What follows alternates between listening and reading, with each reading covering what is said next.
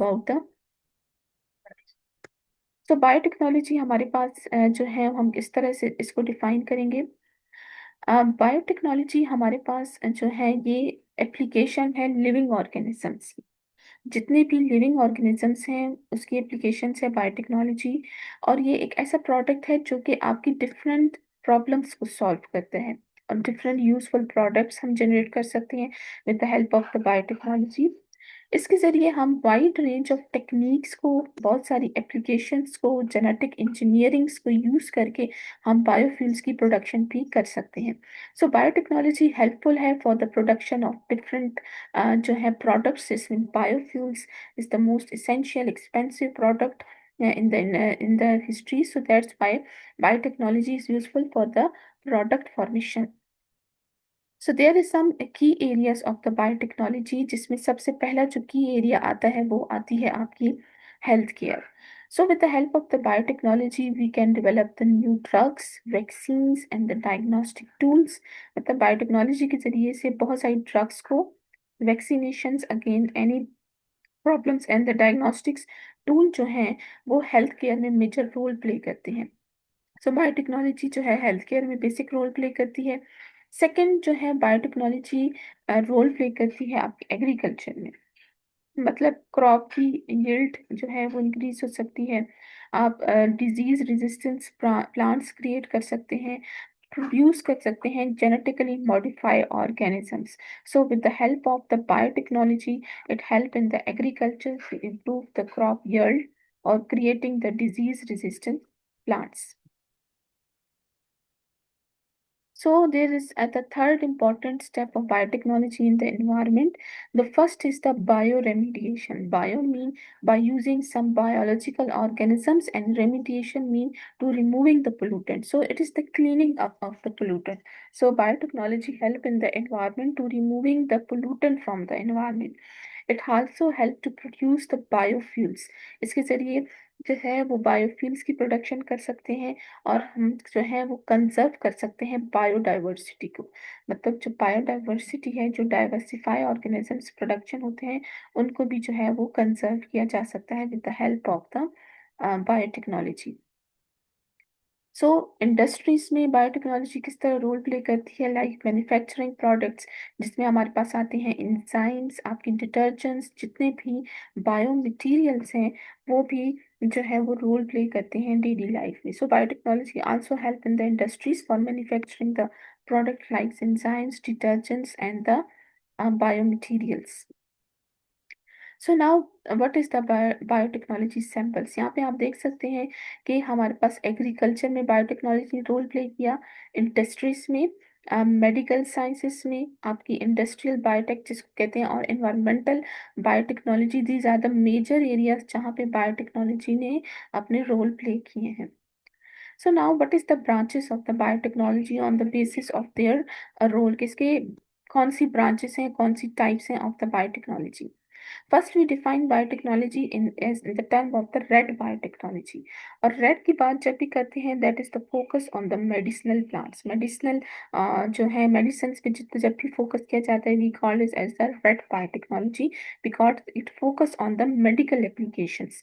जिसमें सबसे ज़्यादा आपकी आती हैं drug discovery and development, gene therapy जिसमें जीन्स को ट्रांसफ़र किया जाता है, म्यूटेंट जीन्स को जो है वो स्टॉप किया जाता है, मेडिकल डायग्नोस्टिक्स जिसमें बहुत सारे टूल्स आते हैं according to biotechnology, vaccines production and regenerative medicine. These are called the red biotechnology. So this is the branch of the biotechnology which deal with the medical applications. ठीक है, तो उसमें हमारे पास सारी मेडिकल एप्लीकेशंस आती हैं जो कि बायोटेक्नोलॉजी के साथ डील करती हैं। इसके अलावा हमारे पास आती हैं, यहाँ पे देख सकते हैं मेडिकल बायोटेक्नोलॉजी में सबसे पहले आपके पास आते हैं थेराप्यूटिक एंड डायग्नोस्टिक्स। लाइक बायोलॉजीज में हमारे पास जैसे इंसुलिन, एंटीबायोटिक्स की प्रोडक्शंस हो गई।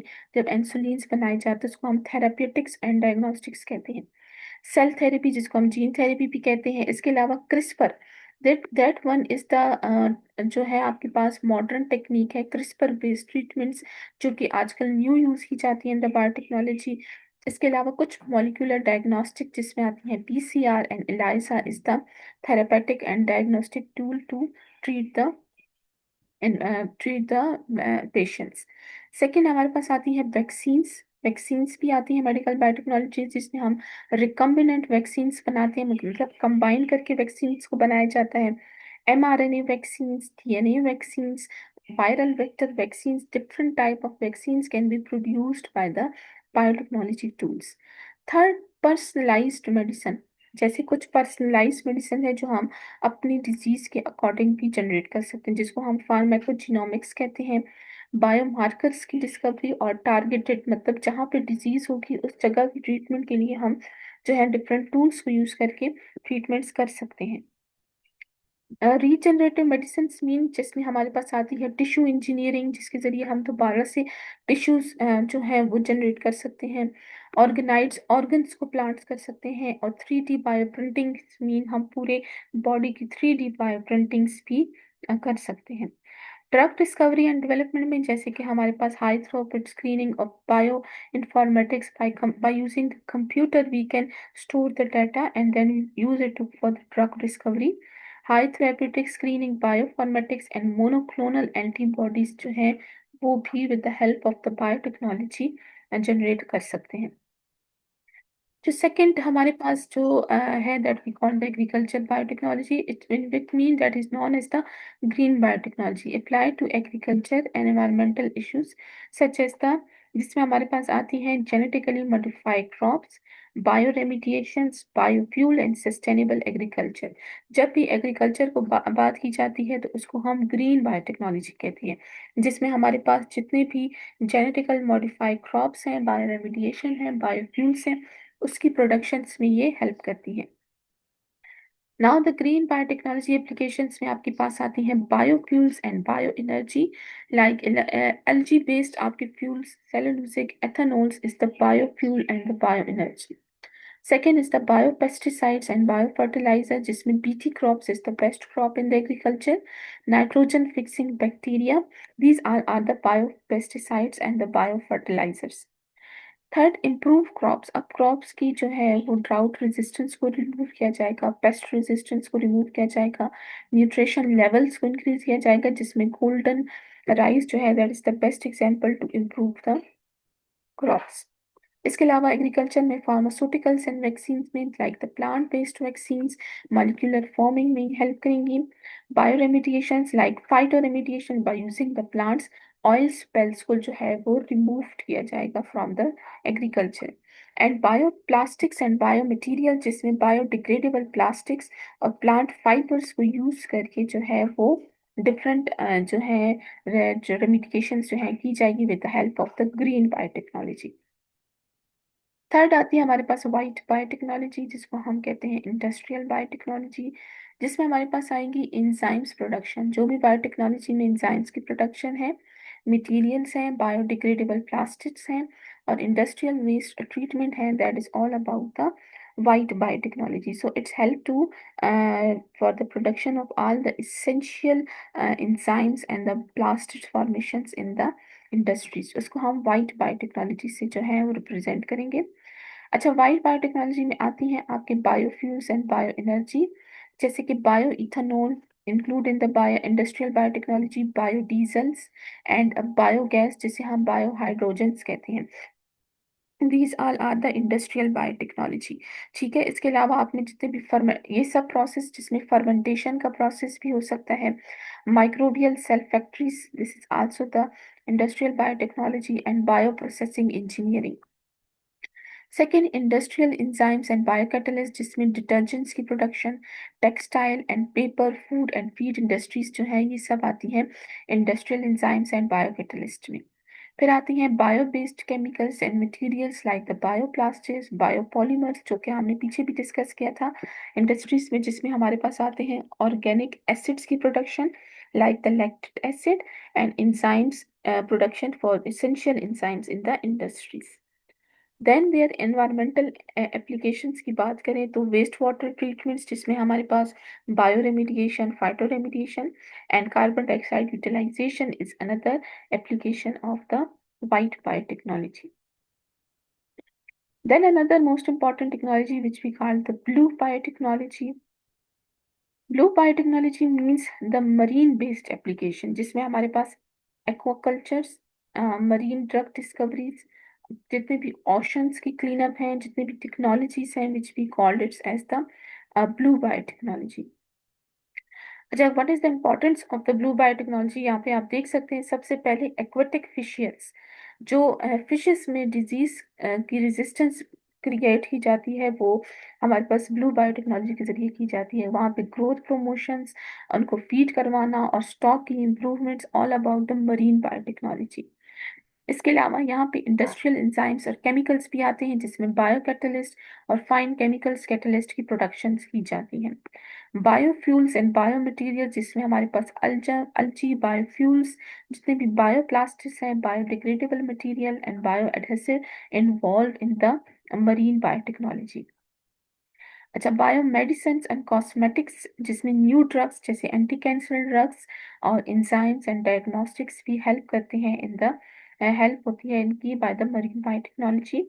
Environmental bioremediation, just like the environmental biotechnology, जिसमें remediations, biosensor, carbon dioxide sequestration and anti forming is the example of the marine biotechnology.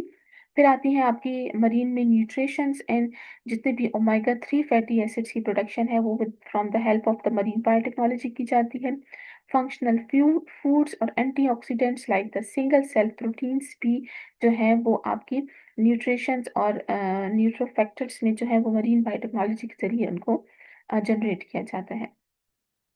फिर आती है last one is the grey biotechnology. अब grey biotechnology is only focus on the environment.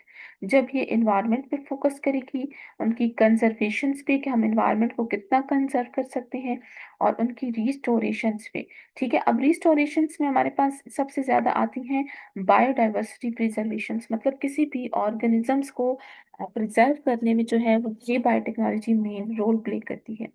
इसके अलावा ecosystem की रिस्टोरेशंस में कि आपका इकोसिस्टम रिस्टोर हो सके और वाइल्ड लाइफ जो है वो कंजर्व हो सके, उसमें ग्रे बायोटेक्नोलॉजी जो है वो मेन रोल प्ले करती है।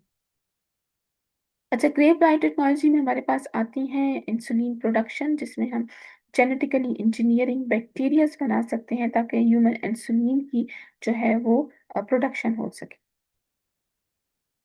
फिर आती हैं जेनेटिकली मॉडिफाइड क्रॉप्स, जिसमें creating the plant resistance create किया जाता है टू पेस्ट डिजीज और हार्श इन्वायरमेंट में जो है वो जेनेटिकली मॉडिफाइड क्रॉप्स जो है वो जनरेट की जाती हैं। अब इसकी कुछ एप्लीकेशंस हैं ग्रे बायोटेक्नोलॉजी की। सबसे पहले आती है बायो रेमिडिएशन, जिसमें पोलूटेंट को क्लीन अप किया जाता है। अगर कोई ऑर्गेनिक पोलूटेंट हो, हैवी मेटल्स हो, हाइड्रोकार्बन्स हो, कॉन्टिमिनेटेड सॉइल हो, so with the help of the bio remediation उनको रिमूव किया जाएगा। Second one, waste water treatments, जिसमें सपोज एक्वेटिक ऑर्गेनिजम्स, कुछ न्यूट्रिशन बेस्ड ऑर्गेनिजम्स हैं, उनको रिमूव किया जाएगा। Bio engineer and biofuels like the bio ethanols, जिसमें बायोगैस की प्रोडक्शन एंड बायोडीजल्स जो है उसकी प्रोडक्शंस में ये हेल्पफुल है। इसके अलावा pollutions detections and monitoring, like आपके पास जो भी बायोसेंसर्स हैं, वो पोल्यूशंस की हम डिटेक्शंस में हेल्प कर सकते हैं। बायोसेंसर्स के जरिए हम टॉक्सिसिटी और टेस्टिंग कर सकते हैं इन द वाटर। इसके अलावा रिसोर्स रिकवरी एंड रीयूज, जिसमें फर्टिलाइजर्स को यूज करना, मेटल की रिकवरी और water reclamation is helpful in the environmental biotechnology. In the same way, climate change mitigations, which include the algae and the microbial carbon sequestration, all are the example of the environmental biotechnology. So these examples help for the remediations all from the environmental treatments. So biotechnologies जो हम पढ़ रहे हैं, basically रिविजनलाइज हमारी कर रही है, हमारी इंडस्ट्रीज को फ्लरिश किया है, और they have a significant role in the global challenges, जिसमें जो है फूड सिक्योरिटी की development, climate change and diseases में जो है ये रोल प्ले करती है। जैसे ही टेक्नोलॉजी कंटिन्यू होती है, हमारे पास बहुत ज़्यादा इनोवेशंस और there impact on the applications will be increased. So that's why these biotechnology making a special role in the different challenges, and it's our improving the industries by increasing the different advances जो है वो जितनी ज़्यादा advance होगी biotechnology, उतना ज़्यादा good impact होगा in the atmosphere. So that help in the